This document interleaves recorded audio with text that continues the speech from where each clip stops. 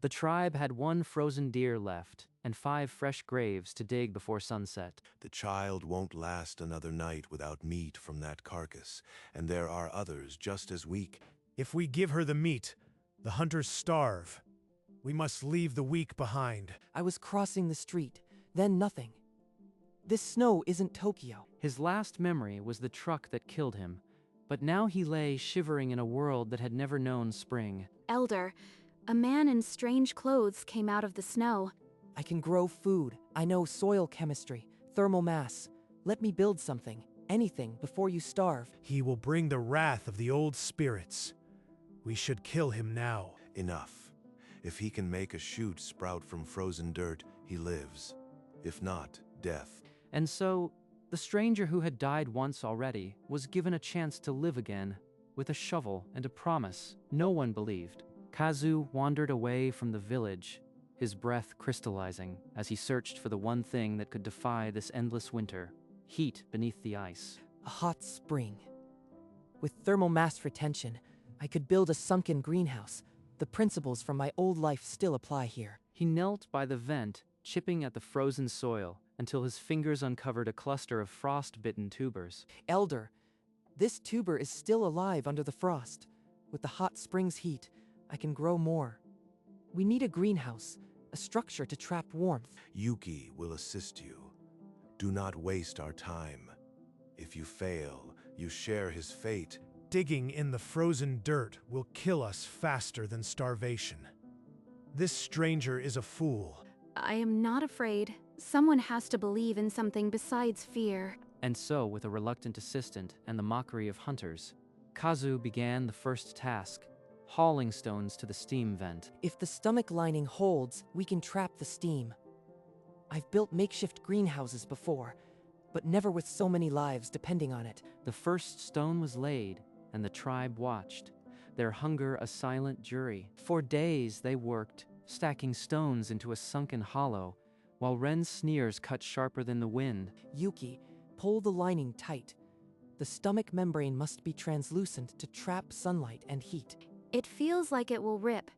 Are you sure this will hold? It must. Now we channel the steam through these gravel beds. The heat will keep the soil alive. But as they secured the last tie, the ancient membrane split with a sound like tearing skin. The spirits reject his work.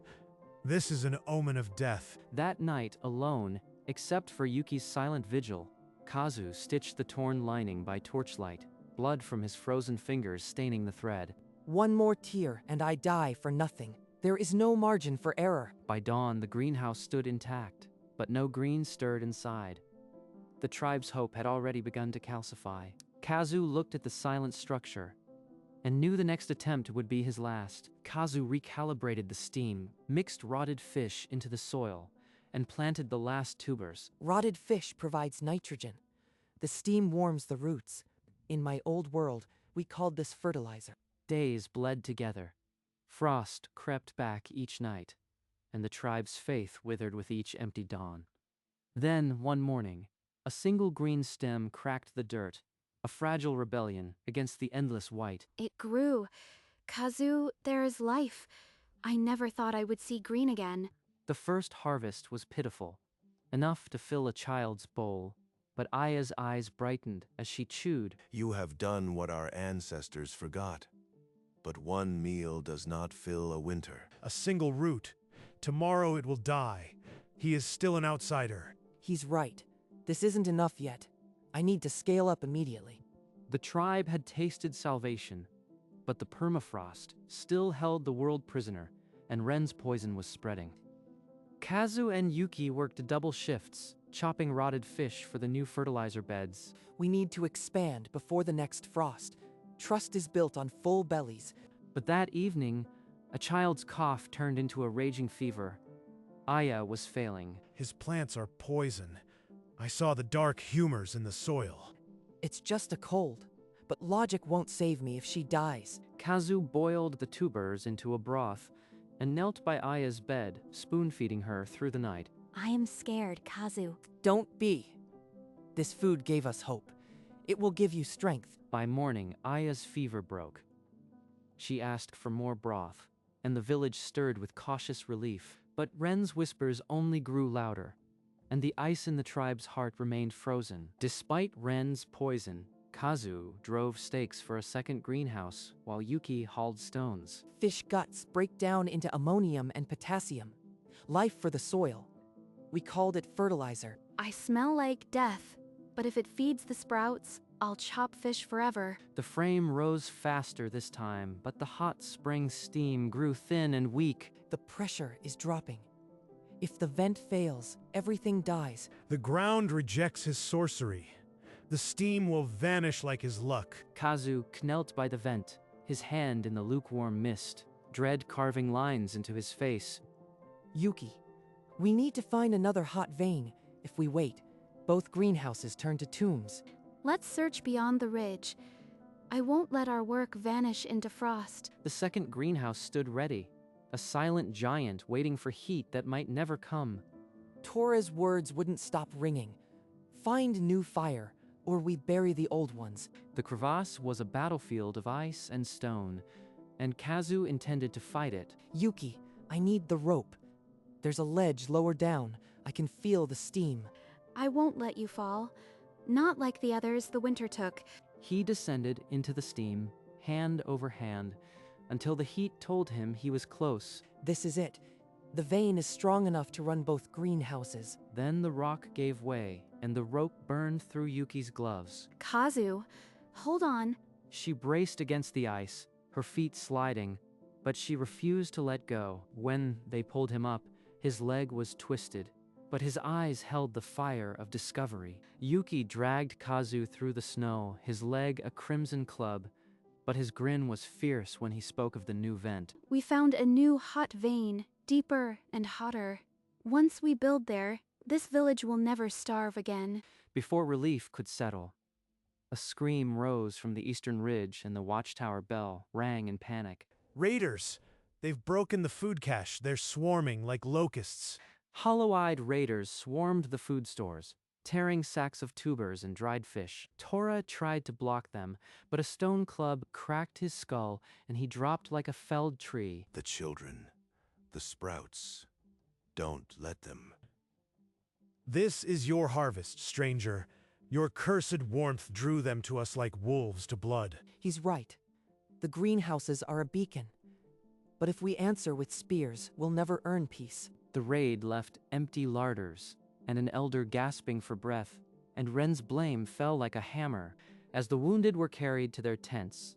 Kazu knelt by Tora's side, tuning out the cries for war. Attacking will only make more widows.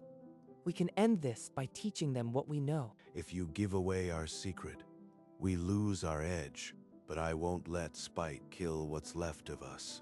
Go. So they set out unarmed, Yuki carrying the model. Kazu a sack of tubers into the raiders' territory. At the tree line, spears stopped them.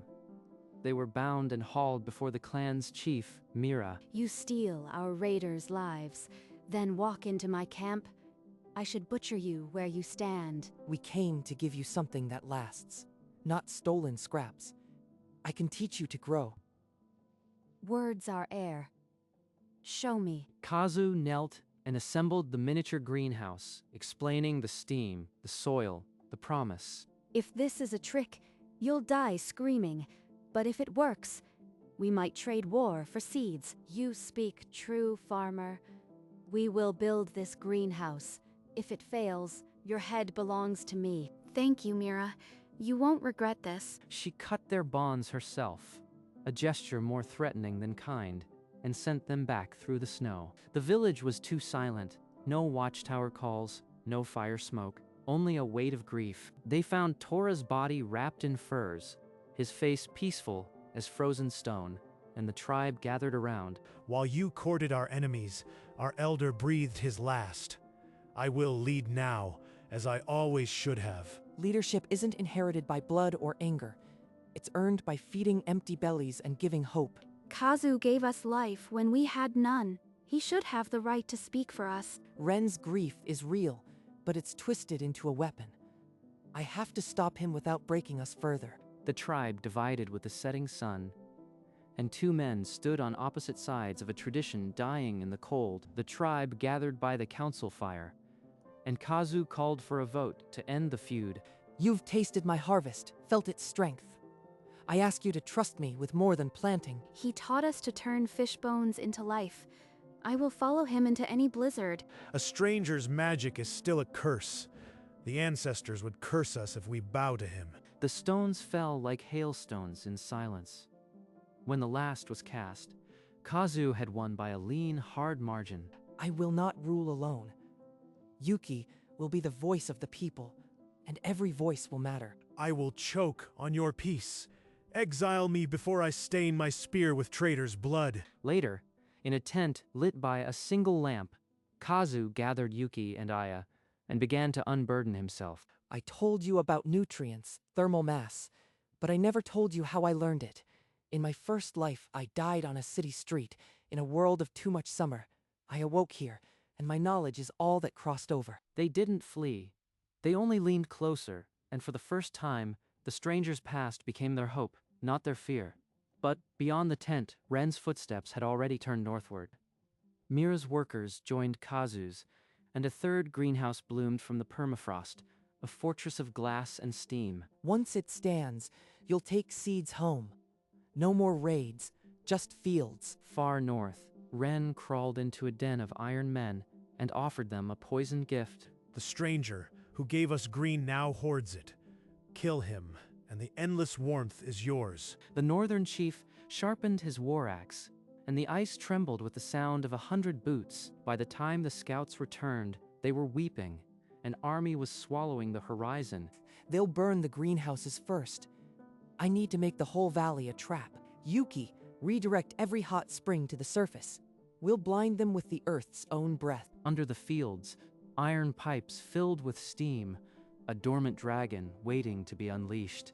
And then, on the northern ridge, the first line of torches flickered, and the valley held its breath. The northern horde swept down the ridge, and Kazu's farmers stood with shovels and desperation. Now, open the vents.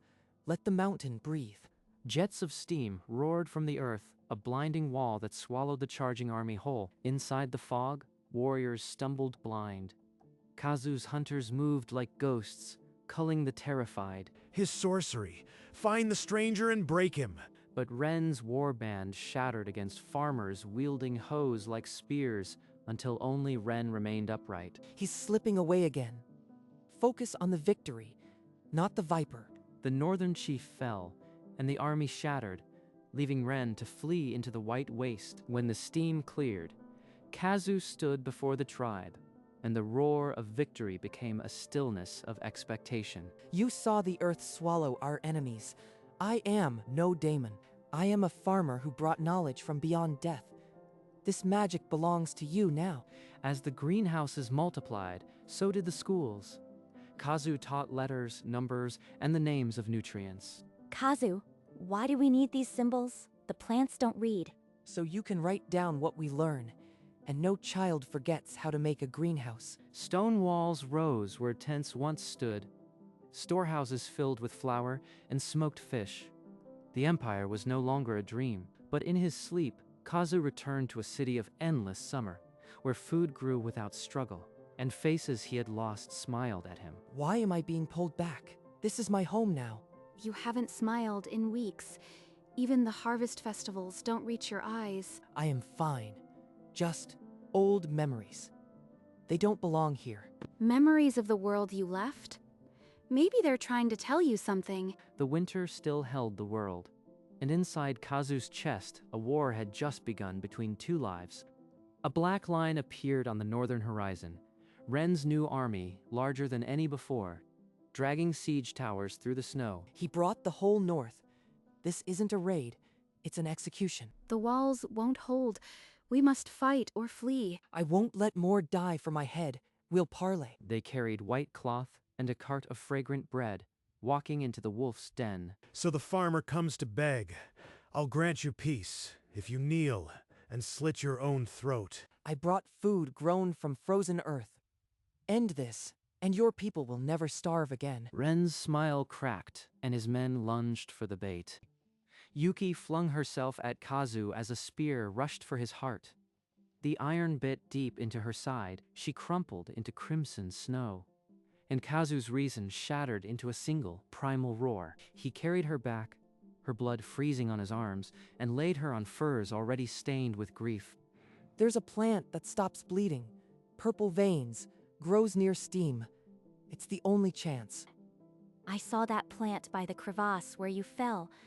Let me show you. They raced through the snow, the thunder of Ren's army rumbling behind them. Aya's frozen fingers clawed at the ice, and she pulled up a matted clump of purple-veined leaves. He crushed the leaves into a poultice and pressed it to her side, pleading with a god he'd never trusted.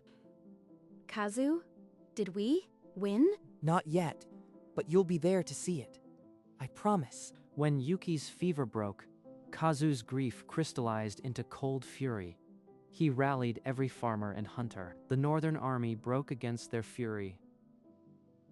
And as the sun sank, Ren was dragged before Kazu in chains. The tribe gathered, and the cry rose. Death for the traitor who bleed them for years. Kill me then. I'll be a martyr for the old ways, and you'll never wash the blood from your soil. Don't listen to his poison. His head for the peace of all clans. If I kill him, I become the same monster. There has to be another way, a justice that doesn't breed more hatred. You will lose an eye, Ren. One for every soul you starved and stabbed. Then you will walk north and never return. You think this mercy? You've made me a legend. Fool. The North will sing of this for generations. The blade fell, and a howl tore through the silent snow. When Ren rose, half his world was dark. We do not build an empire on slaughter. We build it on fields. Remember this mercy, for it is the last you will receive. As Ren vanished into the white waste, the clans lowered their spears for the first time in memory. That night, for the first time, the smoke of cooking fires was not a signal of war, but of bread shared. Years passed. Greenhouses stretched to the horizon. Trade roads connected clans, and hunger became a memory. Then a scout returned, breathless, telling of ice breaking in the eastern valley, uncovering stonework no living hand had built. Structures from before the endless winter. Could they hold answers to why I am here? Yuki, bring Aya and the diggers. We leave at dawn. They trekked through thawing slush and discovered a gate half buried, its metal untarnished by centuries of frost. Inside, Kazu's fingers brushed a smooth hexagonal device. It pulsed with soft blue light at his touch. It's reacting to me. This isn't just old. It's alive, and it knows I don't belong here. Kazu, what is that? It looks like a frozen star. I think it's a key to where I came from. The relic hummed in his hands, and Kazu felt two worlds collide, the one he'd lost and the one he'd built. The relic flared, and a window opened into a summer city. A woman smiled, a child laughed. Ghosts Kazu had buried. That's my mother. She's still waiting. This was real. I didn't imagine my old life. Kazu, if this is your path home, you should take it. We will survive. You taught us how. You are the only father I've known. This empire is your life. Please, stay. Aya was a skeleton child when I found her. Now she's a woman. If I leave, does everything I built still matter? The tribe gathered in silence, their faces a sea of hope and terror. The empire held its breath. If I break this, I lose them forever. If I use it, I lose this world. Both choices are a death. The device pulsed, demanding a decision. The fate of two worlds sat on Kazu's palm. I've been given a second life. To abandon it now would make me a ghost in both worlds. He raised the relic high, and the valley fell silent, waiting for Kazu to choose his home. Kazu's face contorted, then settled into a peace he had never known. He lowered the relic. My mother would want me to live, not haunt her memory. This world is my home now. He brought the relic down against the stone with all his strength. It shattered into 1,000 stars, and the vision of the old world faded like morning frost. I am not a ghost who wandered here. I am Kazu, and this frozen earth is my land. The tribe erupted, not with war cries, but with tears, laughter, and the pounding of sleds. You stayed. You actually stayed. I knew you couldn't leave us. I knew it. Kazu smiled, a true smile, for the first time since he died in Tokyo. The empire's heart beat under the ice, and its founder was finally home. The celebration swelled into a festival, banners of woven cloth, pipes channeling steam-heated air, and long tables sagging under stew and bread. My clan ate your bread, farmer. Now we make it together.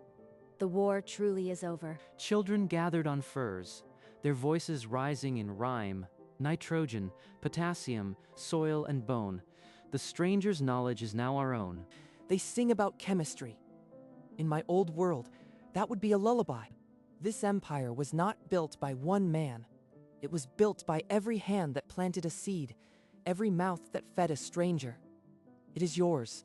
The crowd roared, not for a chief, but for a future they had made together. Then a miracle, the clouds thinned, and a golden sunbeam struck the snowy fields, steam rising like applause. A world without hunger, that was the real dream. And we're living it. Kazu surveyed the full granaries and the dancing generations, and at last he allowed himself to believe. The food empire was no longer a vision, it was baked into bread, printed in books, and sung by children who had never known starvation. As the festival embers cooled, Kazu and Yuki climbed the ridge one last time. I used to dream of a world where nobody woke up hungry. I never thought it would be a frozen one. You brought the sun into the permafrost. You should be proud. They stood in silence, the wind carrying the scent of warm earth from the greenhouses below. This is my home. I've earned it. He took her hand, and for a moment, the endless winter felt like the beginning of spring. At their feet, a single green sprout pushed through a crack in the snow, turning its leaves toward the light. It was not the first, nor would it be the last, but it was the one that proved the world could change. Kazu smiled, and the sun broke through the clouds, gilding the empire in gold. The food empire would not end with him. It would grow, season after season, a legacy written in roots and rain.